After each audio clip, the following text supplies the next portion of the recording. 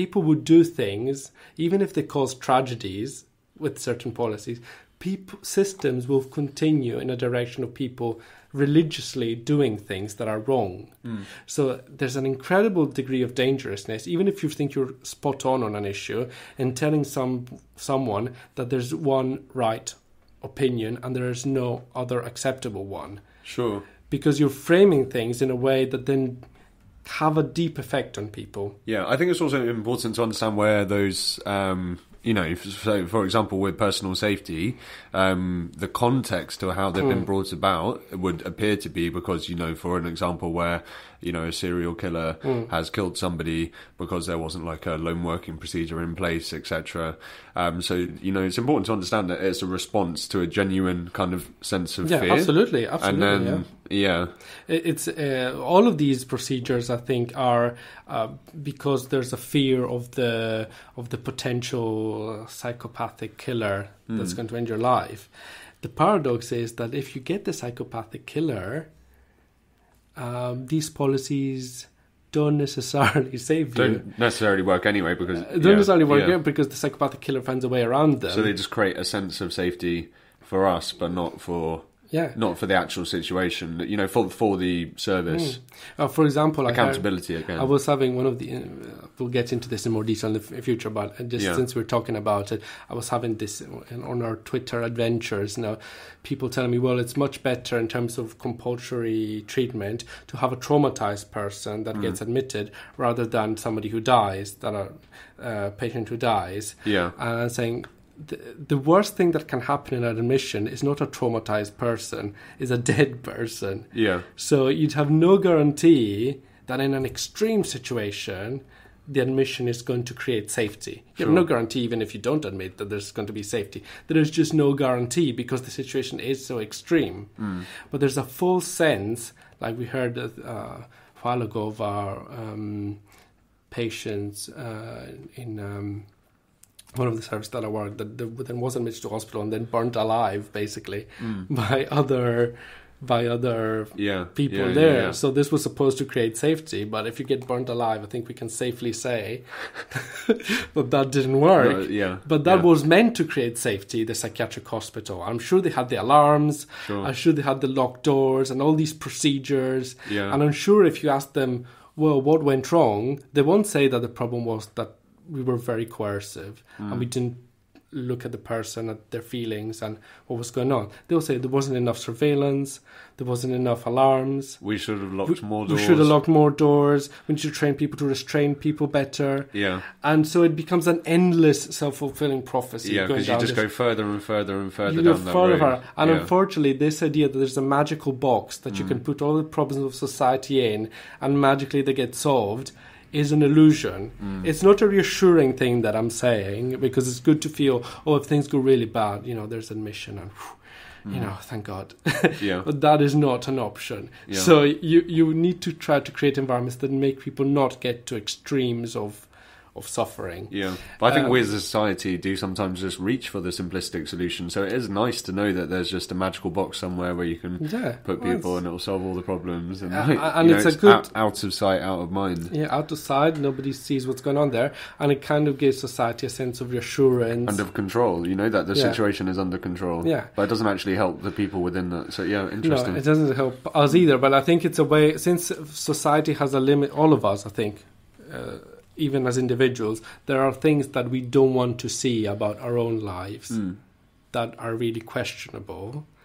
And the only way to avoid that would be to address the deeply rooted contradictions within society and realize that problems are something that are amongst all of us that we can't just forget about and say, oh no, this is too difficult, too much needs, and therefore whereas, and this ties perfectly well to another aspect, that there's a sense that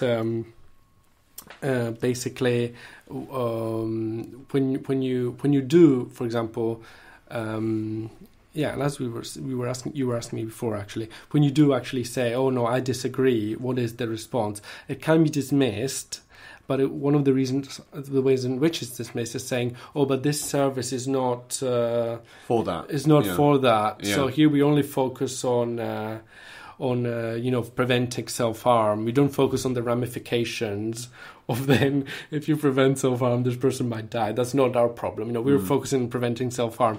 And so you get a pattern of services that all focus on single aspects of problems, and the global picture is completely missed. Yeah, the holistic person. The person, and none of these services focus on the person. And I'm when I'm faced with this, I'm like, look, I know that you're saying, oh, we only focus on this aspect. I don't want to just focus on this aspect. Yeah. I want to focus on this aspect in the context of the person's life. And the kind of the point of that then is that kind of attitude is bred from training, born of training, at least a bit. Yeah, because in training they'll say, oh no, don't worry about that. That's not your responsibility. Because you're only taught to think about, one thing at a time, sort of like... So you only focus on one aspect of a person. But I think what we were saying, were we saying this earlier in the episode or in another discussion? But it prevents you from thinking in that way. Yeah, it prevents you from thinking about other aspects, other ramifications of this. You just focus on one specific issue. But when you're presented with a complex issue, it's kind of almost like you don't have... you kind of freeze because you don't have the answers. You don't have the answers. Yeah, because you've not been taught to think. To think critically about things. And the answer is that there's another service, and you're that is supposed to look after that, and you start thinking in that tick box kind of framework. So why do I say, and I think it will take me time to explain this, why do I say that British mental health services are strongly linked to the principles of mental asylums? Why do I say that this is relevant? People say, well, asylums are not here. Doesn't make it. The principle, one of the basic principles of asylums were that they had to defend their own structure. That was the priority, not the well-being of the patient. So if somebody had an epileptic fit and you knew that a lobotomy would stop that, brilliant. Yeah. Because it did stop it. So success. And I was looking at videos from a few decades ago where they're showing this patient that was so agitated, and then after the lobotomy it says, oh look, he has more insight now, and he's so calm. And that's a horrible thing to say, that he's calm, because that means he's taken away part of somebody. He's given up all the willingness to fight for his needs. Yeah. You just crushed the person. And so this principle that to solve a problem you repress it without caring about the consequences is a problem that's deeply intrinsic in asylums and psychiatric hospitals. And we really need to move forward in this discussion in Britain. We need to realise that you can't treat bits of people, because a bit of a person doesn't mean anything outside of a context. If you ignore that, you can't say, oh yeah, but there's another service that will take care of that other bit, because that other bit still is going to be part of a context. You need to have an holistic approach. Now, the structure of services currently is entirely built on this idea that there's different bits of people. And then this creates an emptiness in the end, where there's all these procedures that don't mean much. And when you have emptiness everywhere, then accidents have plenty of space to happen. And you'll be hit by these accidents as completely unpredictable, because you never thought of the implications of anything. You say, oh, this person suddenly went mad, and this, which is another stigmatizing kind of attachment that we give to madness, to people that suffer, that, oh, they're unpredictable, they could kill you any moment, there could be a psychopath, And then when you break these situations down, when you have the tragedy, you think, let's look at what happened in this person's story. And you think that, yes, you could go down the moral alarms route, but you say, okay, well, there's another way of which we could have avoided this, providing the help this person needed.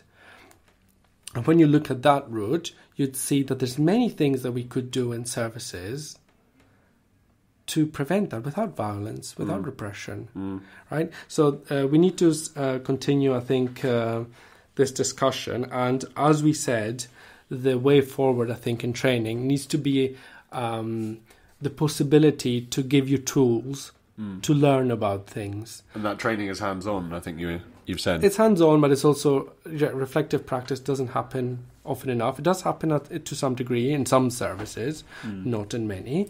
But the possibility to discuss why we're doing things and individual cases without not being led by line management, and line management not being in the room as well. So it feels like a safe environment. And and also surprising how often that doesn't happen. Yeah, sometimes it doesn't. No, and not being told what the right answer is, because there is no right answer. I don't know. If you put me in a situation where there's an emergency, a crisis, and you say, okay, Vincenzo, you know what to do, I would not know what to do. I would have a lot of things in my mind about what I shouldn't be doing, but things could go horribly wrong. You can't, there's no magical solution. You need to learn from experience. You need to learn to question yourself and to also question what you've been learning. And so it would be good, for example, to have a variety of people from different services telling you what to do. But of course, I think one of the problems as well that maybe we didn't spoke about is the fact that training has an element of relation to the rules in terms of responsibilities, which in itself are wrong. So, for example, you could be legally responsible if you didn't do a good risk assessment. So when you have training, they have to tell you in some way, look, you have a responsibility to do this. And I can see why it's dodgy for organizations to leave the option open for someone to say, really, this is not working, because that puts the organization in a difficult position when accidents happen, because then you have an investigation. And then they say, oh, is it true that in training, you were open to the possibility that this might not work? And so you put yourself in. So it's a whole systemic issue here. Sure. But in some place we need to start. So we need to have a place of safety here, hopefully. And I would say that for today, it's we've done a good episode. I've got some still things. Go on.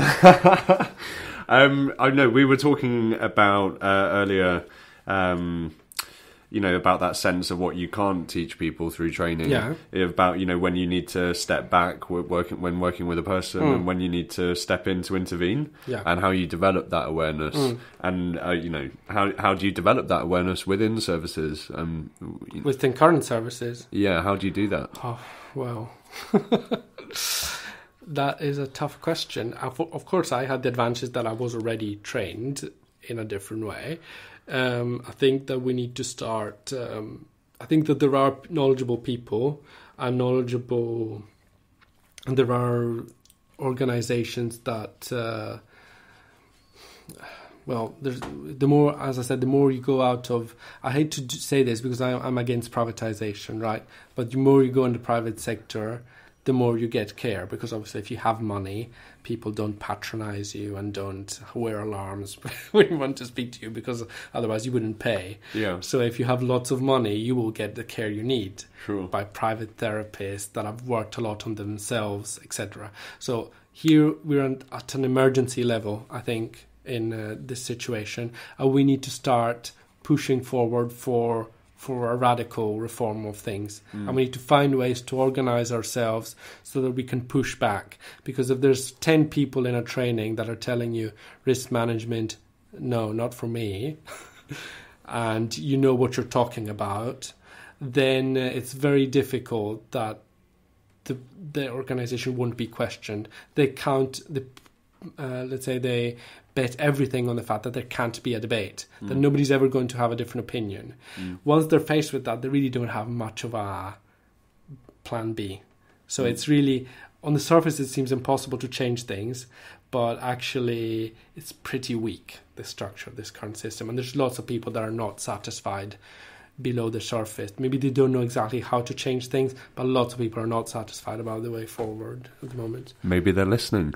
Maybe, hopefully they're listening. But if you, as I always say, we want to put people together. So if you think the system is fantastic, we also want you to listen, because it's good that, there's not a wall between people, that there can be even difficult communication, but there is communication about different ideas. Cool. Yeah. Anything else that you had written? I think that's about it.